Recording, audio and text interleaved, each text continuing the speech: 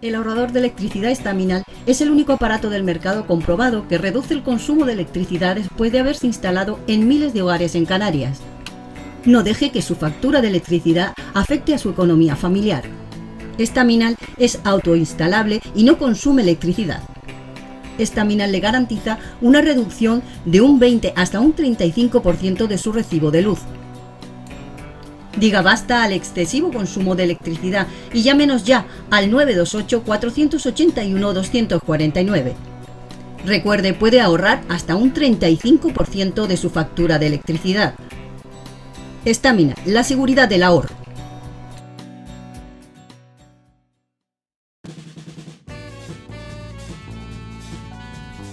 El ahorrador de electricidad Estaminal, tras muchos años de instalación en Canarias y ser elegido como producto del año en ahorro energético a nivel nacional, le ofrece la posibilidad de ahorrar de un 15 hasta un 35% de su consumo en su factura de electricidad. Sea cual sea su negocio local o industria, Estaminal tiene el ahorrador que se adapta a sus características. No se fíe de las imitaciones, Estaminal solo hay uno, con las homologaciones de la comunidad internacional. No deje que los gastos abusivos de electricidad afecten a la economía de su negocio. Pídanos presupuestos sin compromiso al 928-481-249. Ahorrador industrial de energía Estaminal, la solución a su excesivo consumo energético. Recuerde, ahorre de un 15 a un 35% de su factura de electricidad.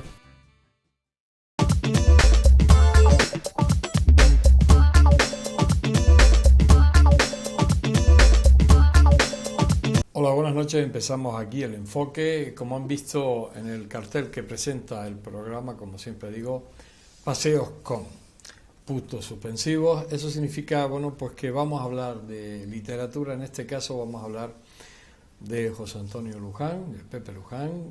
Bueno, pues sabes que es el presidente de los cronistas de Canarias, escritor, profesor, que será siempre, muchos años. Y de geografía, quiero recordar. No, era de historia. De literatura. De literatura, ¿verdad? Pero ya estoy jubilado. Sí. Eso lo sabíamos. Y lo hemos dicho, de literatura, perdón. Y bueno, pues ha hecho una serie de... Bueno, ha escrito muchísimos libros. La actividad literaria de José Antonio Luján es increíble. Pero ha sacado su último libro de Paseos con... Esta es una serie, creo que este es el 10º paseo. El tercero. Son 10 paseos con... 10 paseos, perdón. Hoy no doy una, a lo mejor porque este programa hasta que ha empezado a funcionar, pues ha tenido ciertas cosillas. 10 paseos con, es el tercer libro de la serie, y bueno, pues en este caso es con Jerónimo Saavedra. Jerónimo Saavedra no lo vamos a descubrir. Pepe, bueno, ¿por qué escribes este libro sobre Jerónimo? ¿Por qué decides escribir? Ya. Bien, buenas tardes. Quiero responder a la pregunta de... Bueno, que no, perdón, que no he presentado, que tenemos el invitado de esta noche, yo hoy no estoy bien, a José Antonio Luján. Como decía, escritor, muchísimas cosas. Buenas noches, sí. Pepe. Sí. Y ahora la pregunta, si viene bien, ¿por qué haces este libro sobre Jerónimo Saavedra? Para empezar, Jerónimo, no tenemos que descubrirlo, es un personaje de nuestra historia, de la historia de Canarias con mayúscula. Anteriormente, y el primer libro que hice de la serie, fue Paseos con Antonio de Bettencourt. Y el siguiente fue Paseos con Pepe Dámaso.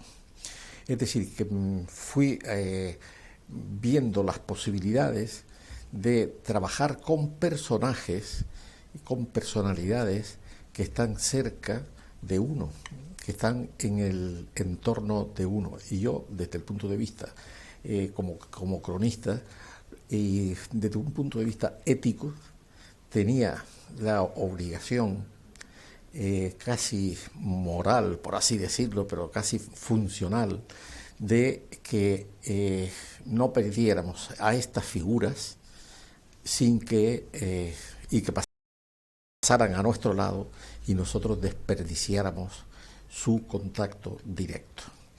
La serie se titula Triana, Ruta de la Memoria, y a partir de ahí pues se establecen con los personajes una serie de aspectos temáticos, por eso son 10 paseos, teóricamente serían temáticos, sobre los temas en los que están involucrados estos personajes, ¿no?, que acabo de decir.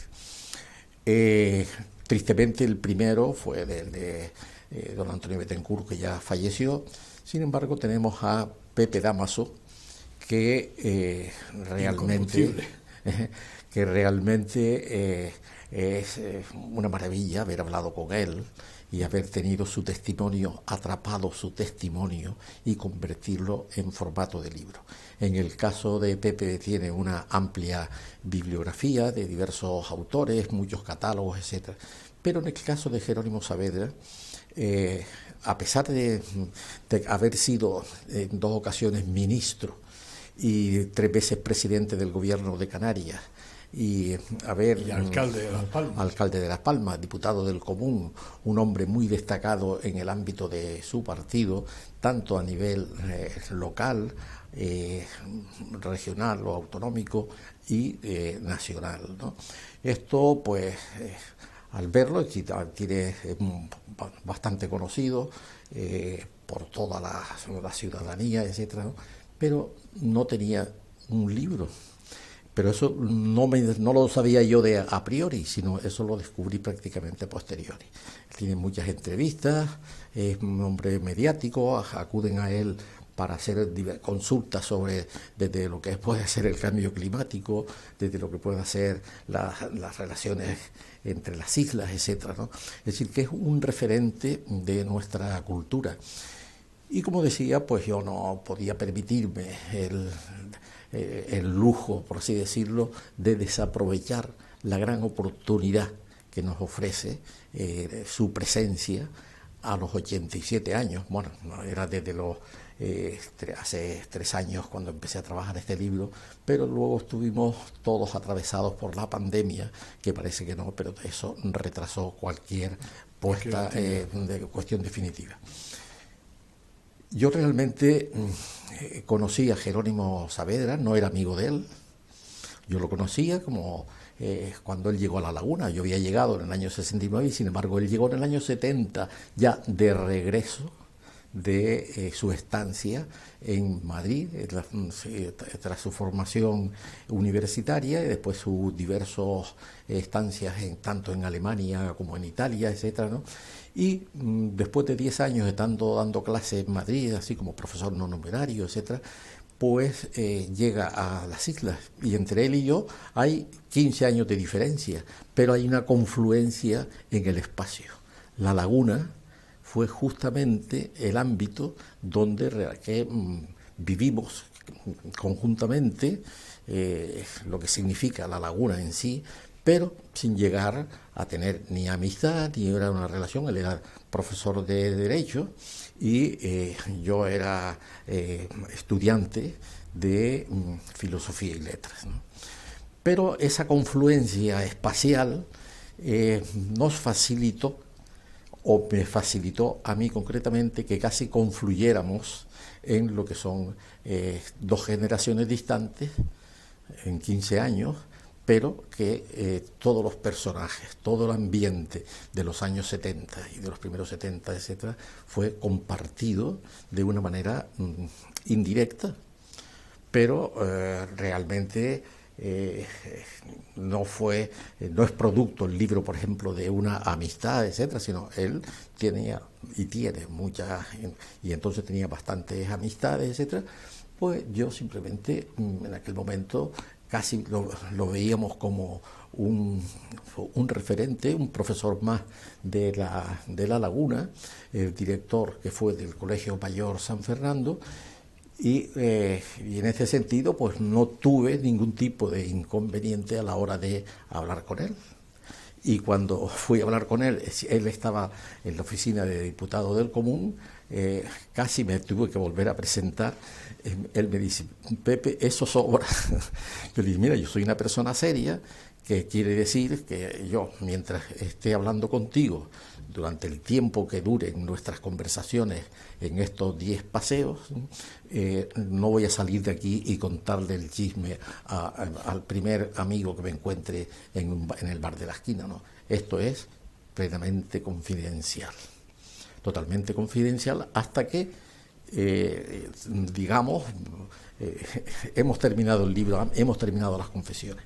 Y eso a él, en ese caso, le dio como, creo que, seguridad de que estaba volcando su memoria, poniendo su memoria y sus experiencias y sus intimidades y todo su latir humano lo estaba poniendo en mis manos para transcribirlo y luego yo poder ofrecerlo a lo que pueda ser la ciudadanía actual o la historia de Canarias. Y a la hora de valorar lo que es la figura de Jerónimo Saavedra, pues estamos hablando de un personaje como si fuera Pedro Agustín del Castillo, como si fuera Manuel Velázquez, el creador de los cabildos, como si fuera Alonso Quesada o Tomás Morales. ¿Cuánto nos hubiera gustado a nosotros, o a mí mismo, haber entrevistado a Tomás Morales, o a Alonso Quesada, o a Saulo Torón, para que nos contaran lo que era su latir en la creación literaria? En que este caso, siendo Jerónimo como es, y lo que ha significado en nuestra historia, yo me encuentro muy satisfecho de haberlo abordado. ¿Este libro es biográfico? Es que no es una biografía. El otro día me hablaba una profesora y dice, Pepe, es que has hecho un libro aparentemente biográfico, pero no es una biografía. Es un libro confesional. Yo hago, de los 10 paseos, son 10 temas que van desde su infancia en Vegueta, su formación inicial en los jesuitas, luego el salto a La Laguna, luego el salto a Madrid. Es decir, que se van desarrollando cronológicamente los temas esenciales de su vida, que él lo cuenta, me lo cuenta. Y en un momento determinado tengo la duda, y lo tengo también por ahí, ¿y de quién es el libro? El libro, porque la fuente de el contenido del libro parte de él. Él se mira a sí mismo, piensa en sí mismo cuando estamos hablando, cuando estamos conversando, que por cierto fueron alrededor de 140 horas en los que de una manera sosegada él va contando cuál es toda su experiencia, ¿no? La experiencia de diverso tipo, es decir, la experiencia de formación en Madrid. Nosotros creemos que, o yo al menos había pensado, que Jerónimo tenía una formación o tenía un compromiso político desde los primeros años de estancia en Madrid, y de eso nada. Él realmente estuvo en un colegio mayor en Madrid, que fue con 2 canarios más, que Diego Cambrenlé y Alfonso Soriano, porque veían que La Laguna, el nivel del profesorado y lo que era la propia estructura de la universidad, etcétera, estaba como bastante en precario, y decidieron estas 3 personas, como miembros de una élite burguesa de Canarias, de las islas, decidieron irse a Madrid. Y estando en Madrid, allí empezaron a aparecer otros canarios como José Carlos Mauricio, Antonio González Vieites, etcétera, que eso sí tenían un compromiso, que cuando llegaban los sábados y domingos se iban al llamado Pozo de Tío Raimundo a hacer una obra social, a conocer aquella realidad. Y él, sin ningún tipo de tapujo y sin ningún tipo de ambaje, plantea que mientras ellos se iban al pozo del tío Raimundo, que es la parte social y el compromiso político e incluso comunista del momento, esa identificación, él se va al Monumental a oír música clásica.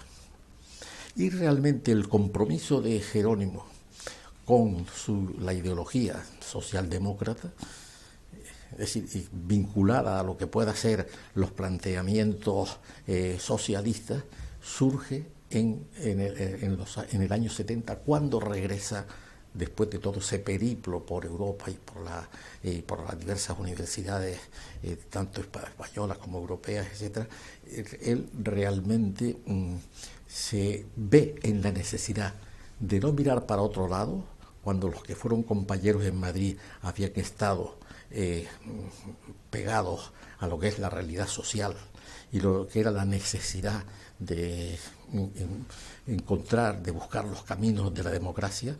Y entonces cuando llega aquí se encuentra que estos compañeros estaban, unos entre los de Tenerife, involucrados en la problemática de las guaguas, que entonces pues fue bastante potente. Y aquí, y en Las Palmas, pues estaba todo el tema de la aparcería. Entonces él, ante estos dos grandes temas, se involucra, empieza a tener contactos, porque lo llaman a participar en reuniones, en asambleas, y de buena primera se da cuenta de que esas convocatorias lo llaman y de muchas veces hay que establecer un cierto liderazgo o un cierto sentido de guía, y de buena primera empiezan a nombrarlo pues coordinador general y responsable. Y él es cuando descubre su compromiso político, porque ve que su personalidad aglutina a lo que pueda ser un colectivo o una asamblea.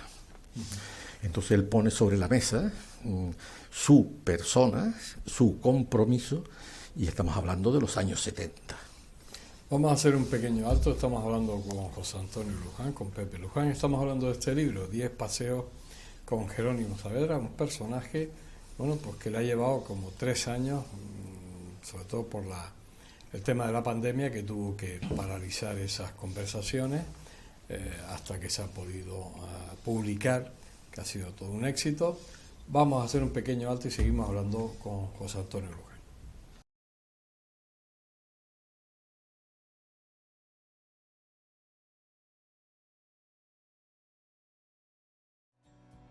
El ahorrador de electricidad estaminal es el único aparato del mercado comprobado que reduce el consumo de electricidad después de haberse instalado en miles de hogares en Canarias. No deje que su factura de electricidad afecte a su economía familiar. Estaminal es autoinstalable y no consume electricidad. Estaminal le garantiza una reducción de un 20 hasta un 35% de su recibo de luz. Diga basta al excesivo consumo de electricidad y llámenos ya al 928-481-249. Recuerde, puede ahorrar hasta un 35% de su factura de electricidad. Estaminal, la seguridad del ahorro.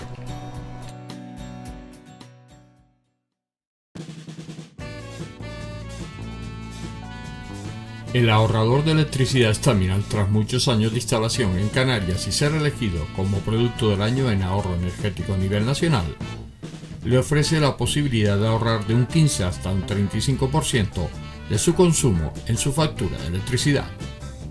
Sea cual sea su negocio local o industria, Estaminal tiene el ahorrador que se adapta a sus características. No se fíe de las imitaciones, Estaminal solo hay uno, con las homologaciones de la comunidad internacional. No deje que los gastos abusivos de electricidad afecten a la economía de su negocio. Pídanos presupuestos sin compromiso al 928-481-249. Ahorrador industrial de energía Estaminal, la solución a su excesivo consumo energético. Recuerde, ahorre de un 15 a un 35% de su factura de electricidad.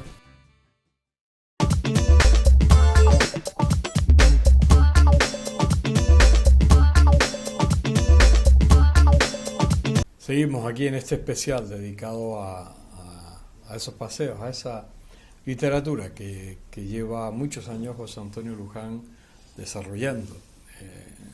Todos esos libros que escribe, la implicación, porque además José Antonio Luján se implica. Puede ser socio de la escuela Luján Pérez, socio honorario, como puede estar en la Real Sociedad Económica de Amigos del País. Yo con Pepe Luján me lo puedo encontrar implicado en muchísimas entidades.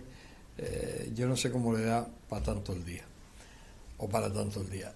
Digo, Pepe, que bueno, que implicarte te implicas, lo que coges te implicas a fondo, eso lo has demostrado a lo largo de tu vida. Para cerrar el capítulo de Jerónimo,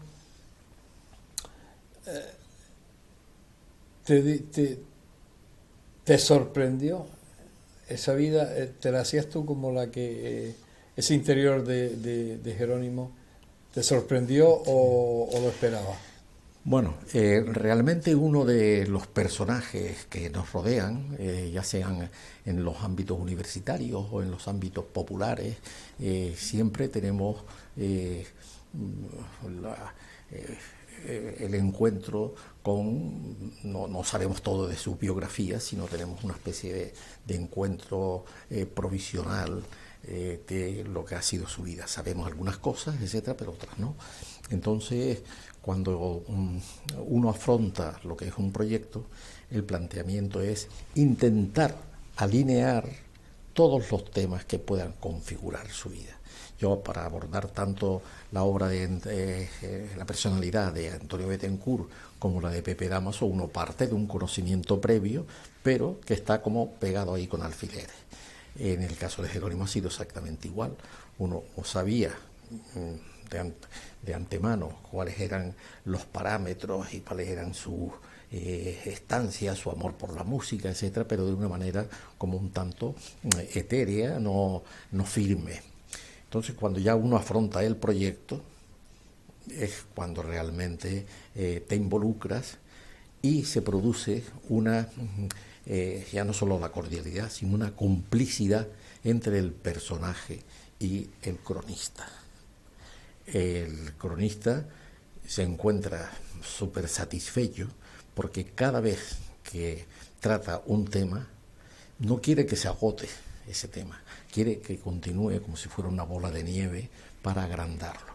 Yo fui descubriendo al Jerónimo, a la hora de alinear los diversos temas que configuran su biografía o su personalidad, es sus primeros años en Vegueta, su formación en los jesuitas, en los jesuitas que él sigue admirando como principio fundamental de su formación, su estancia en La Laguna, con su voluntad de estar vinculado a temas relacionados con la vida universitaria inicialmente, y luego en Madrid también.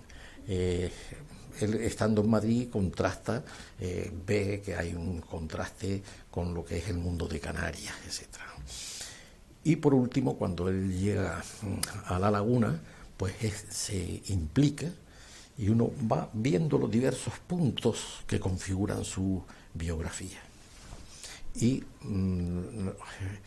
trato de que no se me quede nada en el tintero, pensando también en que el posible lector de un libro de estas características, igual que los anteriores, se va a encontrar con una prosa y con una biografía entrelazada de una manera amena.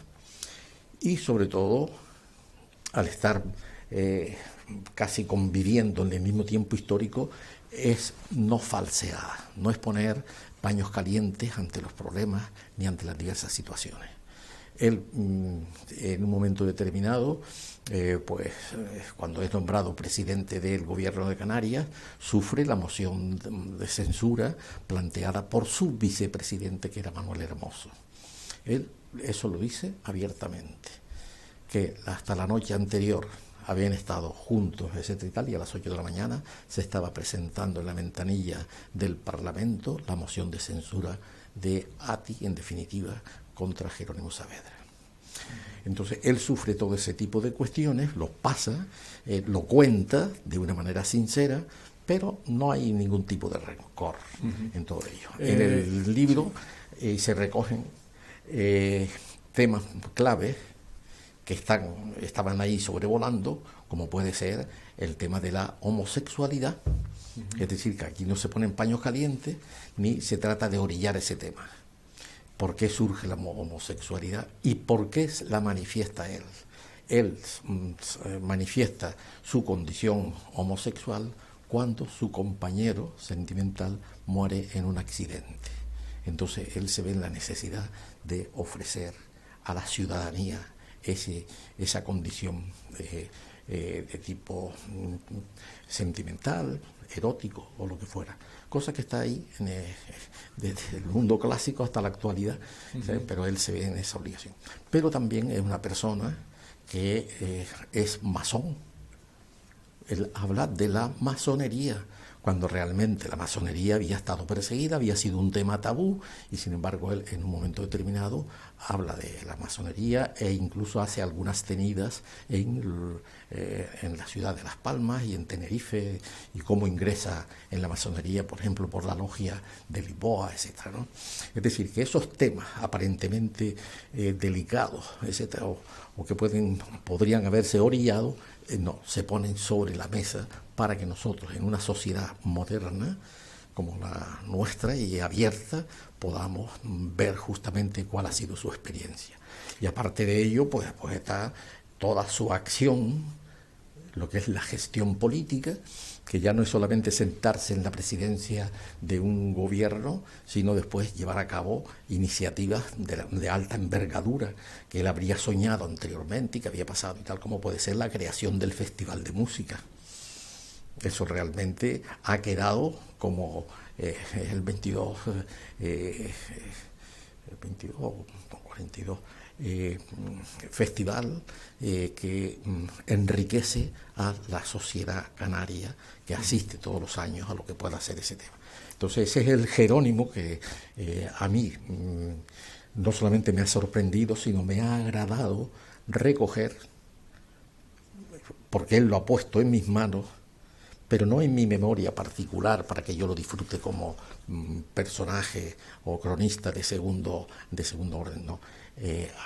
Ese tipo de confidencialidades, de manifestaciones, queda aquí queda reflejado, pero siempre pensando en que van a ser beneficiarios nuestros conciudadanos de la época de estas décadas que estamos viviendo, como también pensando en que dentro de 30 años de las venideras exactamente habrá.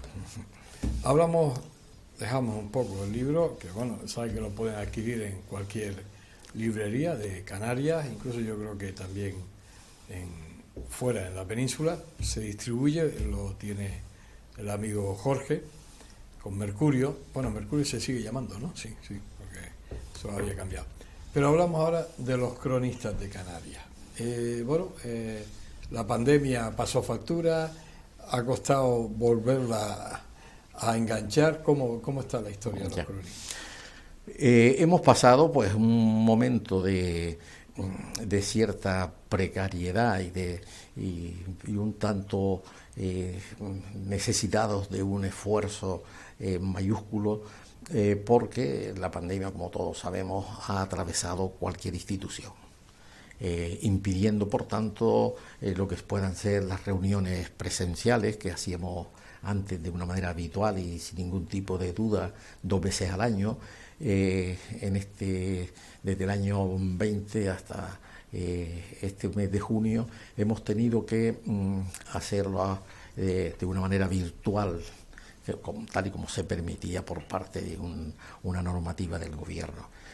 Nosotros, pues, en lugar de tirar la toalla completamente, lo que hicimos fue pues seguir manteniendo lo que es la publicación de los libros anuarios, que es lo que mantiene la llama encendida, y los cronistas han participado de una manera activa y puntual en el ofrecimiento de sus crónicas anuales, etcétera, para no perder lo que es esa continuidad cronológica desde el año 2005, que fue cuando publicamos el primero, hasta la actualidad.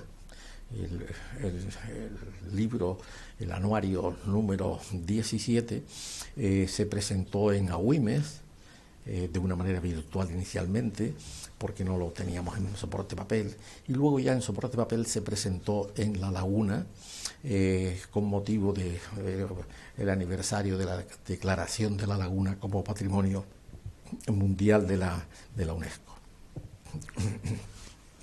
En este sentido, pues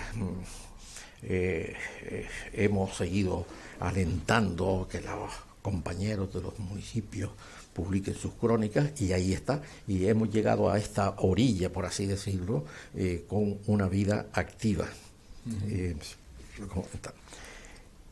Queremos participar en los temas sociales o en los temas culturales en los que está involucrada la sociedad canaria. Por ejemplo, hicimos pues una amplia reflexión sobre lo que es el volcán de La Palma, lo que fue el incendio, el gran incendio de las cumbres de Gran Canaria, que no podíamos nosotros mirar para otro lado, porque era justamente lo que estaba sucediendo, ¿no?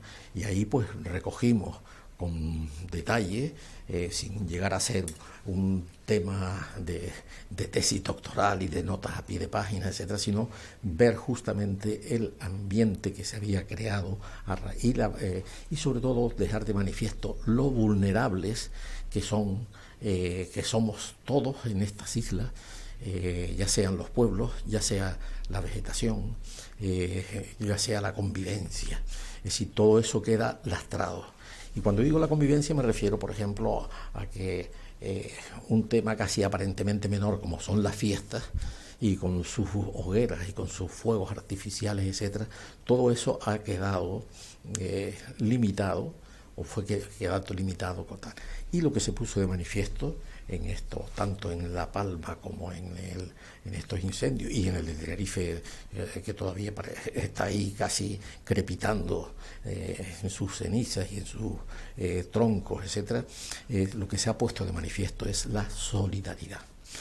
A veces es más solidaria el pueblo y la gente con su actitud y con sus sentimientos que la administración. La administración se enreda en cuestiones burocráticas, y ahí tenemos a muchos palmeros que todavía no han recibido lo que pueda ser la cooperación o la colaboración del gobierno, etcétera y tal, ¿no?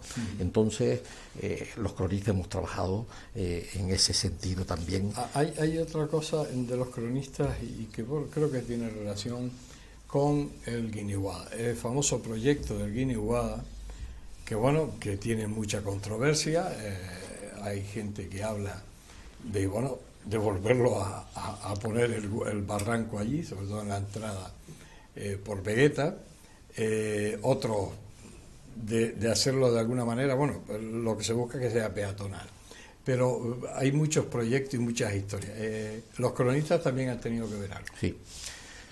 Yo te agradezco que nos hagas que la conversación vaya por esos derroteros, porque tanto tú como yo somos de una generación en la que vimos el barranco cuando era barranco, que traía el agua de las cumbres, que nos poníamos a esperarlo. Ten en cuenta lo bonito que es desde el punto de vista literario, esperar el barranco, esperar la barranquera.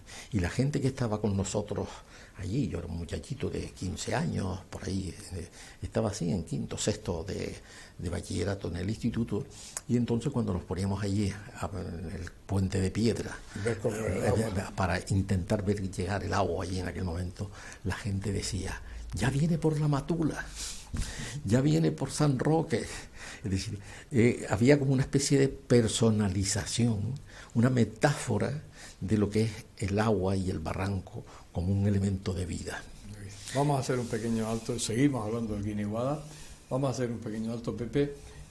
porque bueno, técnicamente nos obligan, y volvemos a hablar de nuevo en la última parte con José Antonio Luján. Hacemos eso, enseguida estamos con ustedes.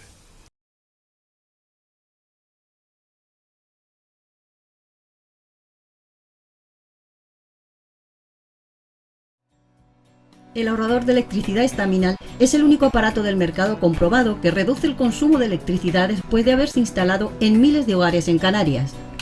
No deje que su factura de electricidad afecte a su economía familiar. Estaminal es autoinstalable y no consume electricidad. Estaminal le garantiza una reducción de un 20 hasta un 35% de su recibo de luz. Diga basta al excesivo consumo de electricidad y llámenos ya al 928-481-249. Recuerde, puede ahorrar hasta un 35% de su factura de electricidad. Estaminal, la seguridad del ahorro.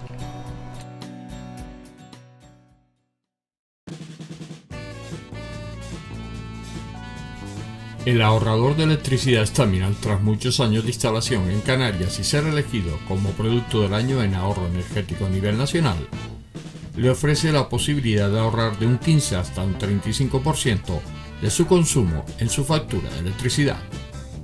Sea cual sea su negocio local o industria, Estaminal tiene el ahorrador que se adapta a sus características. No se fíe de las imitaciones, Estaminal solo hay uno, con las homologaciones de la comunidad internacional. No deje que los gastos abusivos de electricidad afecten a la economía de su negocio. Pídanos presupuestos sin compromiso al 928-481-249. Ahorrador industrial de energía Estaminal, la solución a su excesivo consumo energético. Recuerde, ahorre de un 15 a un 35% de su factura de electricidad.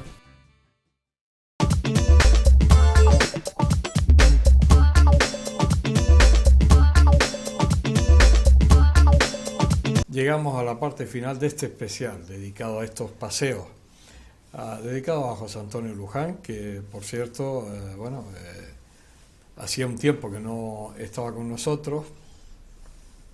Ahí sufrió un accidente, doméstico no, porque urbano, un accidente urbano por el incivismo de algunas personas. Y bueno, pues poquito a poco ha ido recuperándose y ha vuelto a su actividad. Decíamos lo del Guiniguada, al final incluso los cronistas han contactado con personalidades, tanto arquitectos como... Sí. Y ¿se ha llegado a alguna conclusión? Vamos a ver. El tema del Guiniguada está grabado en el corazón de las personas que en un momento determinado, cuando teníamos 15 años, etcétera, lo vivimos. Tú eras del barrio, sí. Tal. Y además a mí me impresionaba. Yo era un poquito más pequeño que tú, pero a mí me daba una sensación cuando yo me asomaba por las balconadas de la Plaza de las Ranas, una sensación de grandeza cuando veía correr el agua. Era una sensación como que aquello era grandioso. A lo mejor te hablo con 9 años, 8 o 9 años, y a mí me daba la impresión de grandioso ver correr aquel agua. Era como un río que llegaba al mar, pero además llegaba con bastante agua, que eso ya nos cuesta verlo, y a mí me daba la sensación de que me sentía grande al ver aquel río correr hacia el mar, y además yo me sentía pequeñito. Sí. O sea, me parecía que había una altura, y después yo creo que con los años, cuando fui viendo, cuando ya no corría el agua, todavía estaba el puente, fui creciendo, no me parecía tanta altura, pero era una altura grandísima. O sea, aquello, el río y yo allá arriba, y era impresionante, efectivamente. El Guiniguada, como tal barranco, es un elemento geográfico vivo, de tal manera que cuando nosotros, cualquiera de nosotros, vamos a ciudades, a la península, o vamos a Europa o a algún país determinado, casi lo primero que se nos ocurre ver es, o escudriñar, es dónde está el río aquí, y lo vas y lo ves, y y lo vives.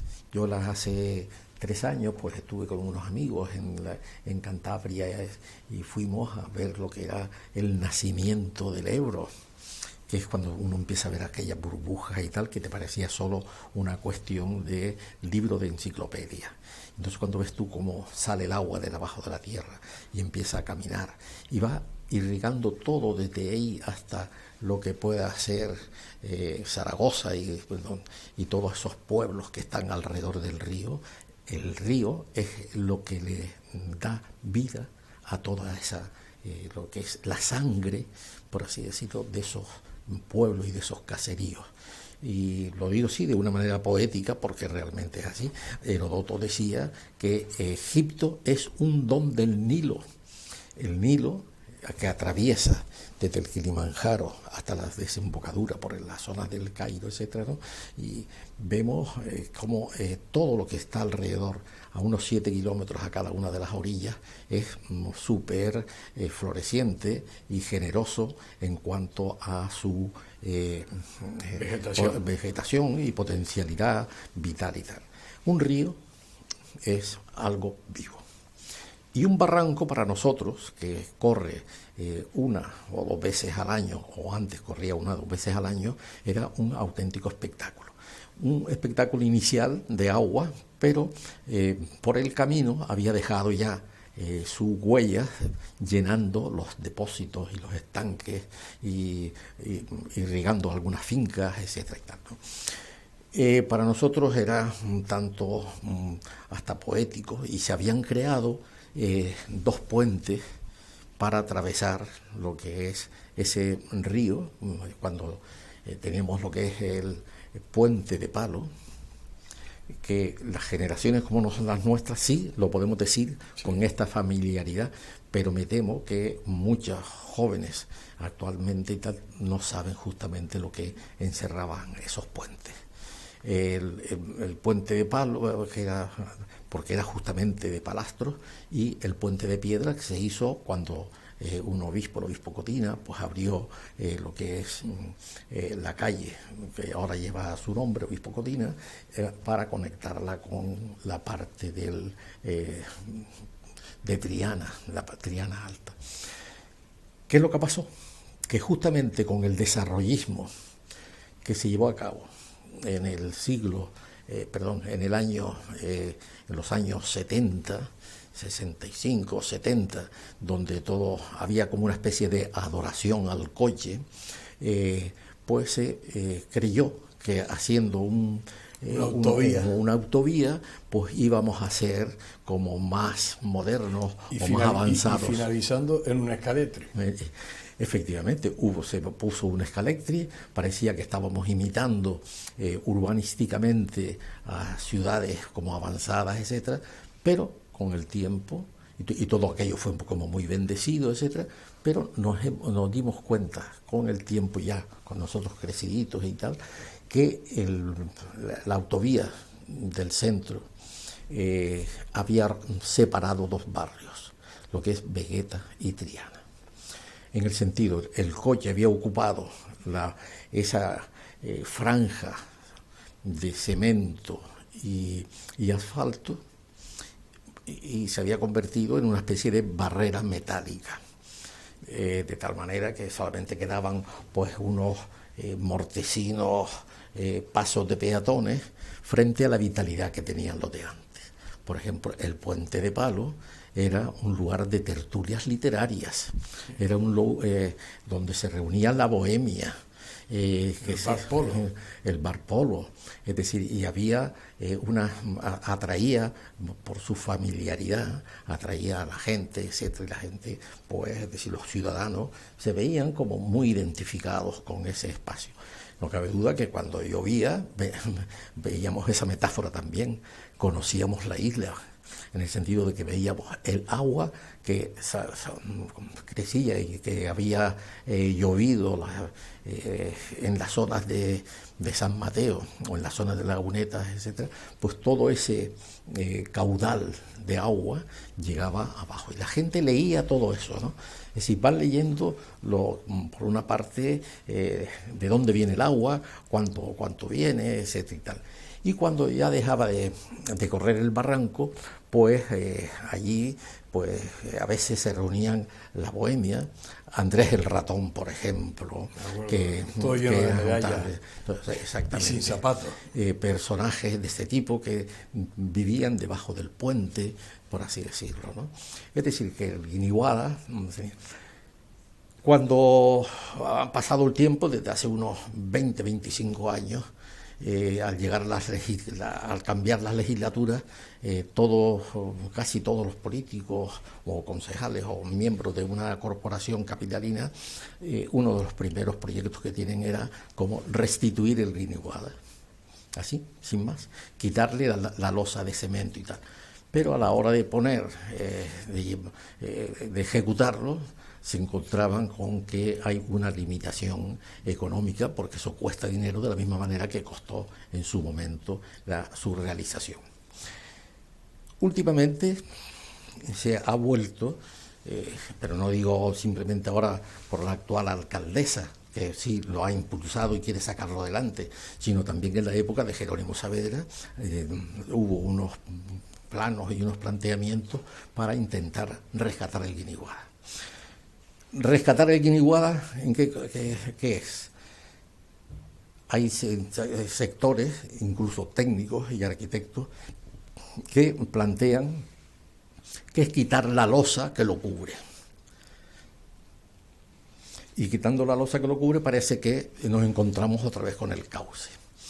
Y eso realmente, desde el punto de vista de los cronistas, que tuvimos una reunión ayer, previa a otra reunión que hubo en la Real Sociedad Económica, yo llevé una propuesta como secretario de la Junta con un rediseño que no es justamente volver, porque parece que quitar la losa y volver al cauce de antes la solución, o va a ser lo bonito. Yo pienso que estamos ahora mismo en la segunda década del siglo XXI, con unas posibilidades técnicas, claro, y con nuevas ideas, etcétera, etcétera, que podríamos perfectamente crear en ese ámbito un espacio vivo, hermoso, y que sirva para unir, que es el objetivo, los barrios de Triana y de Vegueta. Ayer mismo, yo presenté este planteamiento que fui elaborando como secretario para llevarlo a la reunión, es el proyecto de las palanganas arbóreas. El término palangana ya es popular, ¿no? Y arbórea es lo novedoso. Y ¿qué es lo que sucedió?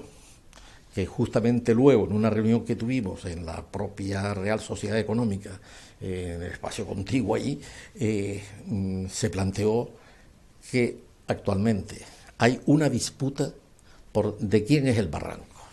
¿De qué administración es el barranco? Cabildo, ayuntamiento o gobierno, efectivamente.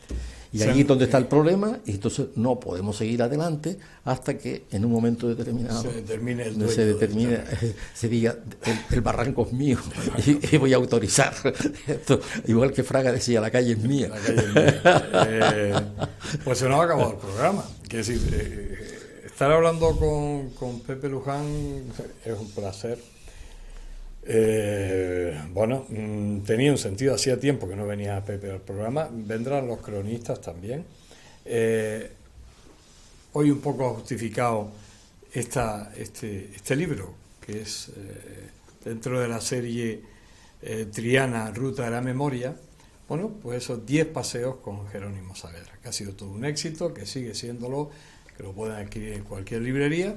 Y sobre todo, pues el placer de tener a José Antonio Luján aquí, con proyectos, con esto del Guiniguada y con muchísimas cosas, que habrá más momentos de tenerlo ahora que él se ha recuperado bastante bien de ese accidente urbano.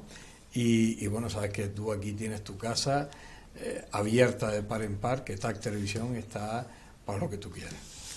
Pues siempre lo he creído así, y el hecho de que lo reiteres esta tarde para mí es volver a anudar ese relato, ese relato sobre, no tanto como sobre uno, que realmente somos muy efímeros también, pero el hecho de convertir las conversaciones en una narrativa que se aloje en la memoria del oyente o del radioyente o del televidente, con estos temas que le puedan interesar, creo que es ir ahondando en temas de nuestra cultura, de nuestra identidad. Y por eso yo agradezco a José Luis, a su equipo, el que de dar de vez en cuando, sin tener que acaparar el tiempo, pues tengamos estas Tú sabes tertulias. Que para mí es un placer tenerte por aquí. Ya digo, hacía un tiempito que no lo teníamos por diferentes motivos. Hoy ha sido un placer y bueno, habrá muchas más ocasiones de tenerlo por aquí. Gracias, Pepe. Pues gracias. Bien, pues con las palabras de Pepe Luján, de José Antonio Luján, hemos terminado el enfoque por hoy. Hemos aprendido un poquito más. Recuerden el libro Los 10 paseos con Jerónimo Saavedra. Merece la pena leerlo, porque además, aunque no biográfico, pero ha entrado en ese interior de ese personaje como es Jerónimo Saavedra. Por parte nuestra, darles las gracias y como no, esperarles en un nuevo programa del enfoque. Hasta siempre.